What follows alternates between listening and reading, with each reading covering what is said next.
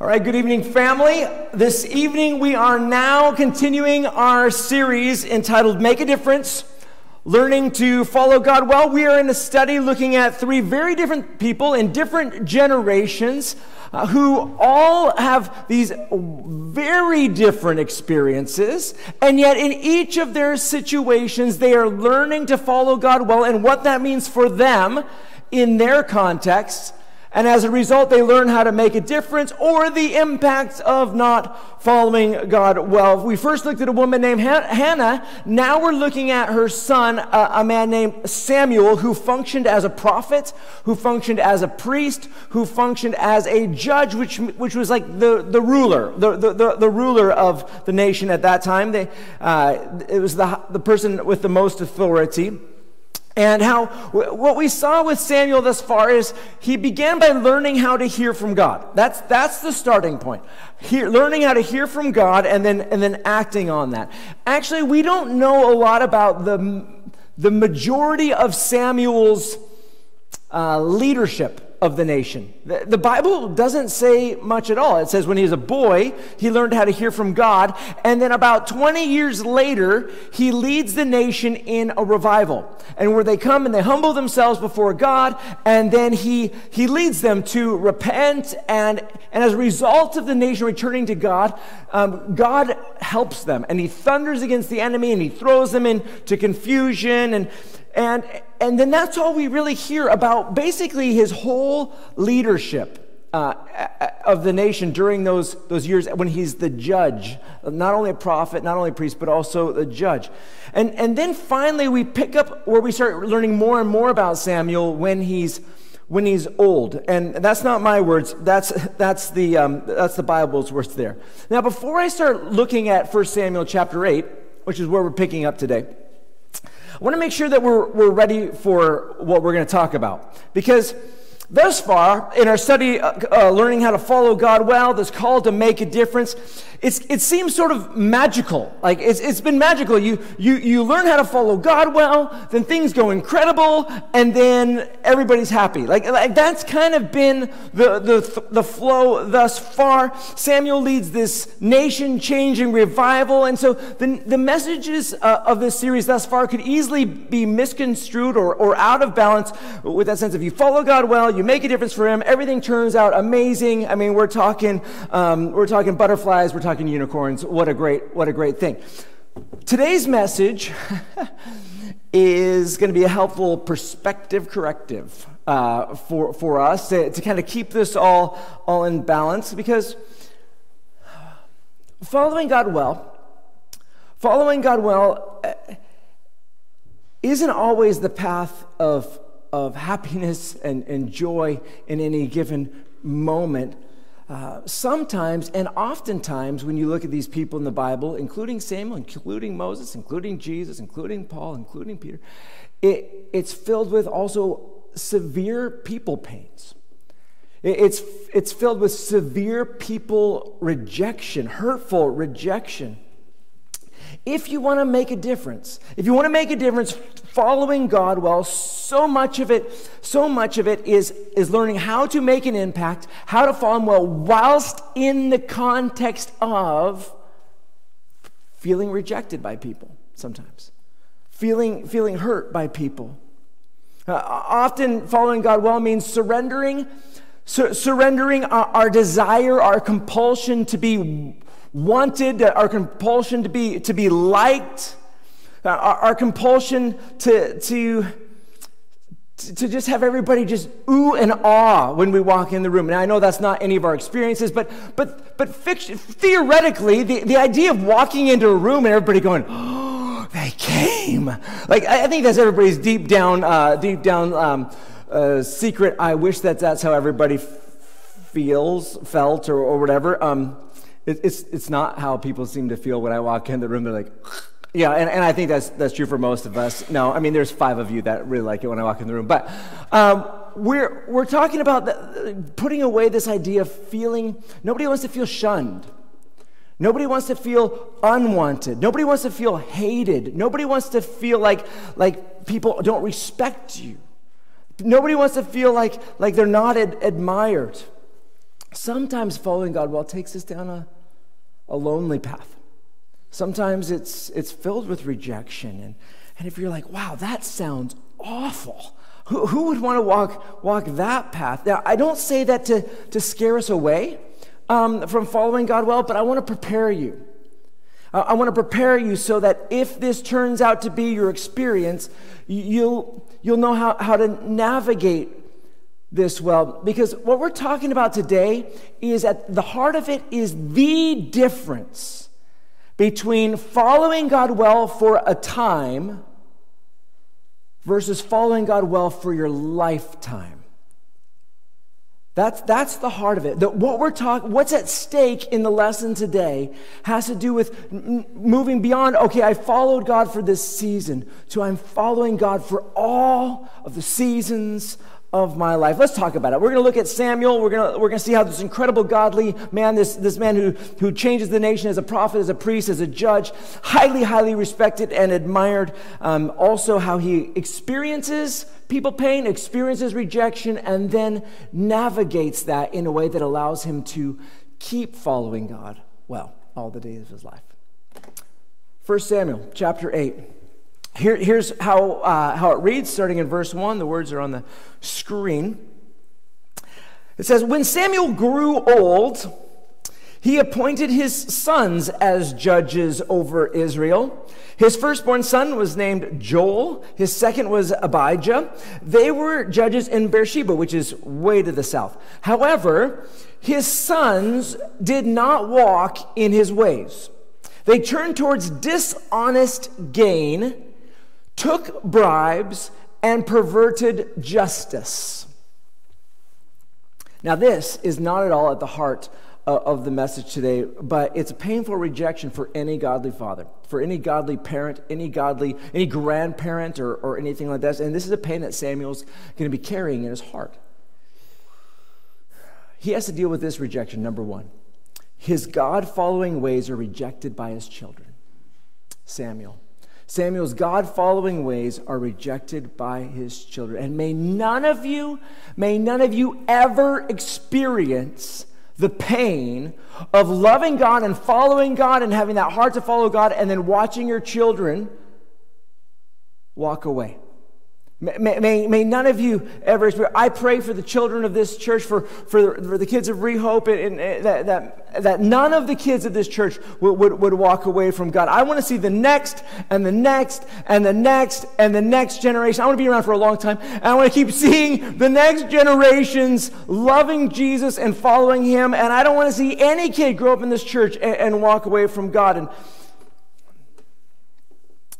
it's humbling to be a parent. It's humbling to be a parent and to know what you can do and to know what you can't do, what it is to maybe do our best and to try as hard as we can to teach our children about God or to show them how to live lives that love God, that follow Him well. But at the end of the day, it's up to each kid, isn't it? It's like each teenager starts making choices on their own. Am I going to walk in God's ways, or am I going to walk in the ways of shortcutting? Am I going to live for myself now? Am I going to choose, well, in this case, dishonest gain? Am I going to cut on integrity? The quickest way that I see people walk away from God in their teens and 20s is start dating someone who doesn't love Jesus. It's this easy, quickest way that I see people say, I want this now. I'm not going to get into it. Samuel here, he's followed God as well as any man can. He's modeled a life of integrity, a life of godliness, and yet his children have chosen a different way. You know, as parents, and if you're not a parent, maybe you will be someday, you want to hold on to one of these proverbs, like Proverbs 22, it says, you know, something along the lines of, train up a child in the way he should go, and then when he's old, he will not depart from it. And you're like, okay, that's something I can hold on to, but that's a proverb, it's not a promise. It's something that is generally good wisdom, and we do want to train up children and our future children in the way they should go, but but there's no promise that they will follow. And you know, for some of you, you have grown children, and maybe your children are following God, or maybe that's not the case. If you have grown children and they're not following God these days, may they return swiftly, even this year.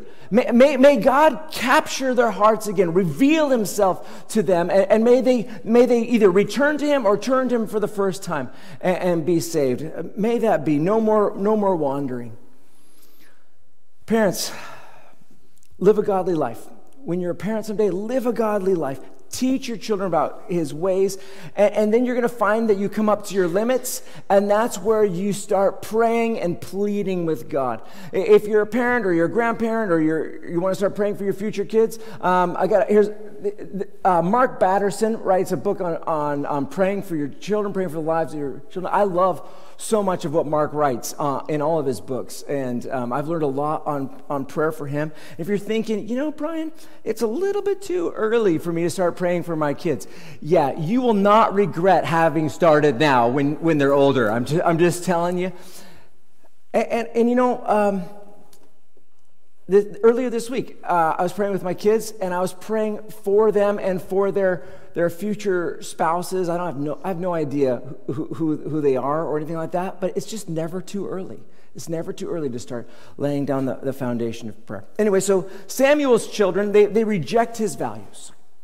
They reject his values, his integrity, his way of life, and yet Samuel still wants the best for him. And this might be Samuel's mistake. In fact, when it comes to looking at Samuel's life, this might be the only error that I see him making. He takes his kids who lack integrity, he loves them, he wants the best for them, and he appoints them judges over Israel. He appoints them in leadership over Israel. Now, you don't see the other leaders doing this. Moses doesn't appoint his kids to be in charge. Joshua doesn't appoint his kids in charge. The closest you might get is Gideon, and Gideon's like, no, I'm not going to set up a dynasty. No. And yet after he dies, they try and get his kids to be in charge. Anyways, it's a gruesome disaster, putting his kids in charge. Most all of them, well, they all died eventually, as that was a long time ago, but most of them are like 70 of them are murdered by I mean, it's just brutal. Samuel here, though, is the first one who it looks like is trying to establish leadership, multi-generational leadership, and yet his kids aren't following God. It could be his mistake, and it seems to lead a little bit, at least very loosely, to his rejection. Let's see what happens here. So he puts his kids in charge. They turn away to dishonest gain. So verse number 4. So all the elders of Israel gathered together and went to Samuel at Ramah. They said to him, look, you are old, and your sons do not follow your example. Therefore, appoint a king to judge us the same as all the other nations have. The second rejection, number 2. His leadership is rejected by his people. His leadership is rejected by his people. He's rejected. You know, they're like, okay, man, you're old. You're old. And I don't know exactly how old Samuel is, but he's not that old. He's not that old. I mean, he's got decades more of leadership in him. I start to do the math here. Well, what I do know is, okay, they say he's old, and he's going to appoint, I'm going to give all the rest of the story away. He's going to appoint Saul to be king. Saul is going to be king for 40 years. Over the next 40 years, Samuel is going to die. I know he's not going to live 40 more years. But during that time when Saul is king, he's going to still be functioning as a prophet, as a priest in the nation. So you got not 40 years. During that time, then, David is going to be appointed by Samuel. Now, David is going to be king for another 40 years after Saul. He's going to die, I think, around 70-something. He's going to become king at 30-something. Okay, that's easy math. He becomes 30. He dies at 70. Yeah, okay, that's easy enough. Is it easy enough? 30 to 40 to 50 to 60? Yeah, easy enough. He's king for 40 years. He becomes king at age 30. So Samuel's dead by that point. But he's But at least, he's got to be at least a teenager when he gets anointed by Samuel. But David, if I'm confused, I'm not confused. I'm just being confusing. And then at some point in his 20s, David is running and fleeing for his life. He's got soldiers that are going around with him, and he interacts with Samuel. Somewhere in Daniel, I don't even know where in the Bible I am, somewhere in David's 20s, it looks like, Samuel dies. But like in his 20s, which means Samuel is going to continue in ministry at some capacity for about 35 years. Okay, he might be old, but is he at that point where he's so old it's time to remove him from leadership? God doesn't think so. God's going to be using him for the next 35 years. In fact, if you're thinking about the timeline, there's no need for King Saul to ever have been king and all the pain and all that sort of stuff, because Samuel was going to live until Daniel's in his at least mid-20s. David, darn it, what am I doing? I read Daniel this week. It's a great book. I highly recommend it. So amazing. But we're talking about David. So David, hold on. Are you confused? I hope you're not as confused as I am. Is it hot in here? Whew. Anyways, so we've got David, king, somewhere 25. So Samuel could have continued to be a leader until David's about mid-20s, and then David could have taken on from there. There wasn't a need, and yet the nation comes to him and totally rejects him as king. And the thing is, you look at Samuel's leadership and you're like, man, Samuel deserves so much better than this. He's followed God well. He's been a great godly leader. And not to be picky, but the guy that he's about to appoint is not going to be as good of a leader. He's going to be replaced by someone not as godly, not as mature, not as solid of a leader. It pushes my personality buttons. One of my personality buttons is you know, if I treat you well, if I treat you patiently, if I'm kind and patient. I said if. Okay, if. So if I'm that way towards you, then I expect to be treated with patience in return. And I look at Samuel, and I'm like, wow, he was so good to this nation, living with integrity, living with godliness, and yet they're not good to him in return. It's just so frustrating that the nation's rejection of his leadership. This is a massive personal rejection. So they come to him and they say, appointed a king to judge over us. And this is his response in verse 6. When they said, give us a king to judge us, Samuel considered their demand sinful. So he prayed to the Lord, but the Lord told him, listen to the people and everything they say to you. They have not rejected you, they have rejected me as their king. They are doing the same thing to you they have done to me since the day I brought them out of Egypt until this day, abandoning me and worshiping other gods. Listen to them. But you must solemnly warn them and tell them about the rights of the king who will rule over them. Just a quick note, Samuel's first response when they want a king is that he thinks that there's sin going on. He thinks that what they're asking for is sinful. His response to that rejection, his response to that pain was more than just ouch. It was that this is sinful. And it's really easy to do that when we feel hurt and when we feel wronged to pull out the sin card. But by definition, sin is something that is against God's moral character. God does not approve of sin. In this example, God does not disapprove of the nation being appointed a king. In fact, even if you look back into the days of Moses writes about kingship in Deuteronomy and in those books. There's a built-in sense that kingship is not a sin, even though it might be insulting. And we just want to be careful in our modern era to know, okay, these things are sin, they're against God's moral character, they're very clear in the Bible. These things are insulting, but it's not quite the same. And I just urge us to have humble hearts when we're interacting with people who might be hurting us or interacting with people who think very differently to us. If it's clear in the Bible that it's a sin, great.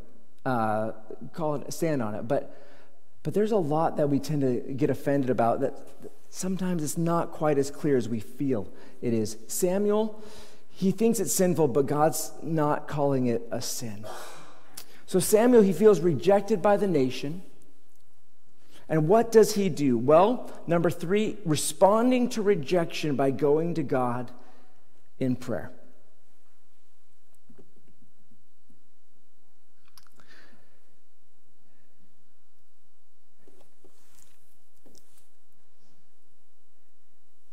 If you learn this one thing, you have a chance of following God well all the days of your life. If you do not learn this one thing, you have no chance of following God all the days of your life. This, what we're about to talk about, is huge if you want your whole life to make a difference and learn to follow God well. You see, when it comes to painful moments, when it comes to rejection, when it comes to disappointment, people pain, every time we're faced with some decisions, and we feel that anger, that wrongness rising up in our hearts, and sometimes we want to direct it at God, and we want to say, God, I just feel so wronged. Why would you let this pain happen to me? Why would you let it continue? It's not just been like a day, it's been years, it's been all my life potentially. Like why are you letting this people pain and rejection happen to you? And sometimes people feel that in their heart, and they want to turn it on God, and they want to turn against God. That's one way that people can respond in those kind of moments. The other way is what you see Samuel doing, and he takes this people pain, and no matter how strong it is, and he takes this people pain to God.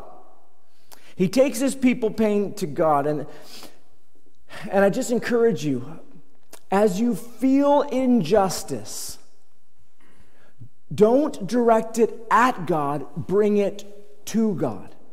And notice closely what he says here. This is a great example. He goes and he brings this to God. Now, I do this all the time personally. I have to do this all the time personally. We all have to do this all personally. And what it is to take this people pain to God or rejection to God, it has two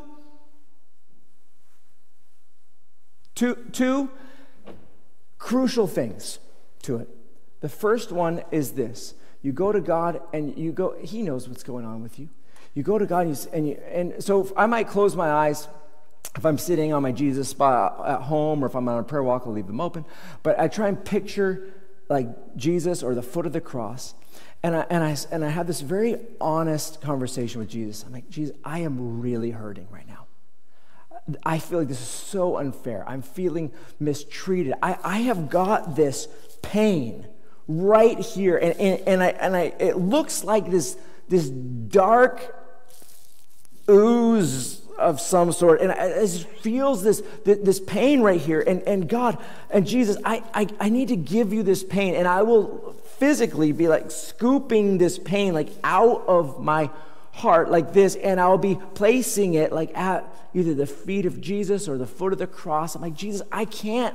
This pain, it hurts. I need to give this to you. There's an aspect of people pain where it either sits in you and it festers and it becomes this nasty bitterness and all that. You don't want it there. You've got to take it out and you've got to come to God with it. Samuel, he's coming to God and he's bringing this moment and he's having a chat with God. And I bring it and I take it out. And that's step one, but that's not going to get you all the way there. God, Jesus, I place this pain at your feet, and I choose to forgive them. I choose to forgive them. Those 5 words will determine if you're going to follow God well all the days of your life. If you can't get to those 5 words every time, you're not going to make it. I choose to forgive them. But what they did, it's so unfair, it's so brutal, it's such a rejection, it's so mean, it's so evil, it's vile, it's the worst thing that can ever. I'm not saying what they've done is okay. If you want to follow God well, you've got to be able to bring your pain to Jesus and forgive them, no matter what it was, no matter how long it lasted, no longer how atrocious it was. We are called to walk in the steps of Jesus, forgiving everybody who sins against us. And if you're thinking the injustice bells are going off in your mind right now when it comes to forgiveness, the deal is, we've been forgiven everything, we forgive everything. That's how this family works. We have been forgiven everything. We forgive everything. And I promise you, if there is something that needs to be done, you can forgive, you can hand it over to God, and He will sort it out. That's not our job. He can sort it. But as for us, we've got to get this pain to Jesus and say those 5 words. I choose to forgive them. You hand the pain to Jesus, then you hand the people to Jesus. You forgive them, you choose to forgive them as Jesus has forgiven you, and then you let God take care of the rest. Guys, this is the hardest moment. And this is Samuel's moment. And I believe that it's this moment in Samuel's life that gives him another 35 years of following God well, or thereabouts. If he messes up this moment, he's not going to be able to continue. When you begin in following God well, you've got to learn how to hear from God. But to keep going, you've got to learn how to forgive like God. That's what it takes.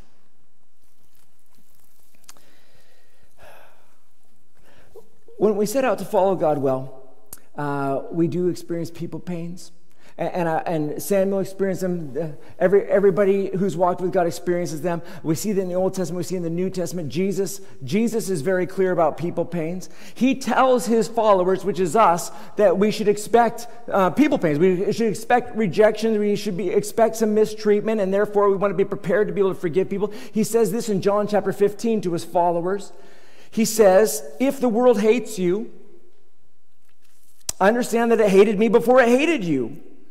If you were of the world would love you as its own. However, because you're not of the world, I have chosen you out of it. The world hates you. Remember the word I spoke to you. A slave is not greater than his master. If they persecuted me, they will also persecute you. If they keep my word, they will also keep yours. Jesus makes it clear. If you want to follow God well, you're probably going to experience the joys of following God well, the fruit of it, the breakthrough of it, and the sorrow of it, and the pain of it. But the reality is you experience both because you're deeply connected to God. You're deeply connected to Jesus. Samuel is experiencing, he has this conversation with God, and God's basically saying, they treated me this way. They're only treating you this way because this is how they treat me. That's how deeply connected we are, Samuel. And Jesus is saying the same thing. People might treat you wrongly because they treated me wrongly. That's how connected we are. I mean, there's a chance that some of you are being treated wrongly because you're not being kind and you're not following God well, and that's a different story. But what we're talking about is the person who sets their heart to follow God well, to live with integrity and godliness, and who has wrongly been hurt. If you are rightly being hurt because you've been a punk of some sort, then you need to go and you need to apologize and ask them to forgive you.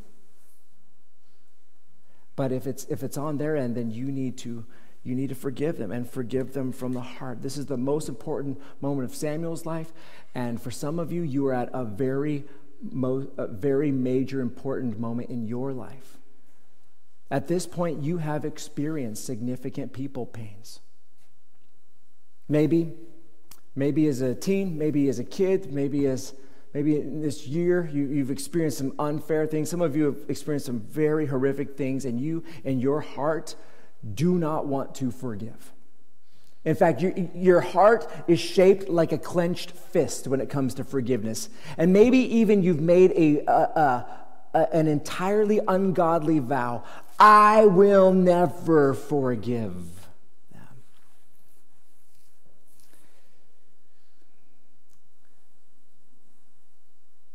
You need to, tonight, open your hand. And you need to forgive them. We're not saying what they did was okay. It probably wasn't.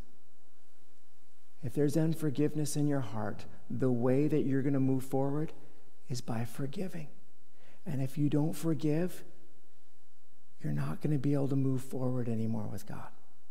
You're going to be stuck. You're stuck until you will walk in his ways, follow in the footsteps of Jesus, who commands us to forgive everyone.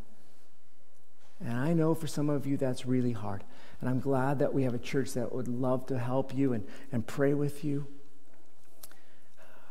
This is the skill. This is the skill. We serve a holy God, a loving God, a wonderful God, yet a rejected God, a God who has forgiven more than we will ever have to forgive, and yet who calls us to forgive more than we ever want to forgive. If you have some people pain in your heart, I'm sorry, but at least we serve a Jesus who completely understands this predicament, who understands and who we can bring our people pains to. We can hand our people over to Jesus, and then we can ask for Jesus' forgiveness. That we can say, I choose to forgive them, Jesus, so that we can keep following him. Now, I've got 3 challenges before I pray for you. I'm very eager to pray for you, but the 3 challenges are right in line here. First of all, do you have people pain going on? Identify a few people pains or rejections that you might be carrying. Some things you're just like, I'm not willing to forgive right now, or people pains from their past, from your present. And secondly, set aside time to bring them to Jesus and to listen to what he says to you about those things. And then I want you to spend time in prayer forgiving the people who have most hurt you. And I think that this might be the number one biggest challenge for a few of you that you've ever experienced. And you're like, no way. We will help you tonight. You can go up for prayer and you can tell them, I really can't figure out how to forgive this person. And they will tell you the secret. You just have to choose to, no matter what. And they'll walk you through that, and they'll pray with you about that. Sometimes we say, God, help me get to the point where I will forgive them. God's made it clear we need to forgive. So we'll start with, I choose to forgive. And it may not be a burden lifted immediately, but we're going to stay on it. Morning, noon, night, day after day, week after week, year after year if needed, to see that breakthrough come in our hearts. From a declaration of I choose to forgive to really feeling that forgiveness.